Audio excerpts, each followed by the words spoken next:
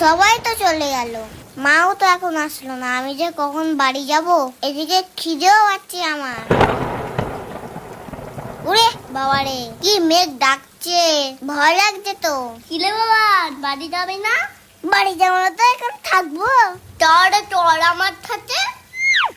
তোর ছাইটাটা কি সুন্দর, ছাতার মাথায় দুটো কানও আছে। আচ্ছা, ওকে আমাদের কথা শুনতে পাচ্ছে? হেই, ছাতাটি আবার শুনতে পারে না। তা ছাতাটা কোথা থেকে কিনেছিস? আমি কিনিনি, এটা আমার দাদু দিয়েছে। আর আমার দিকে ধর, আমি তো ভিজে যাচ্ছি। আরে টানিস না, আমি ভিজে যাবো তো। আমাকে কি ভেজানোর জন্য ডেকে এনেছিস?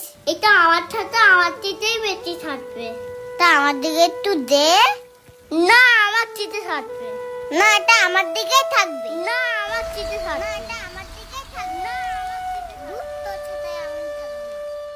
তুই এসে গেছিস? আমি তো যাচ্ছিলাম ছাতা নিয়ে তোকে আনতে। সন্ধ্যে হয়ে গিয়ে সারা পৃথিবীর লোক বাড়ি চলে গেছে, তুমি আর কখন যেতে? তা তুই একা একা এলি কিভাবে? একা একা আসতে যাবো কেন? ফোরনের সাথে এসেছি, ওর কান ছাতার তলায়। তা বৃষ্টিতে না হয় জামাটা ভিজেছে, তা কাদাটা কিভাবে লাগলো শুনি?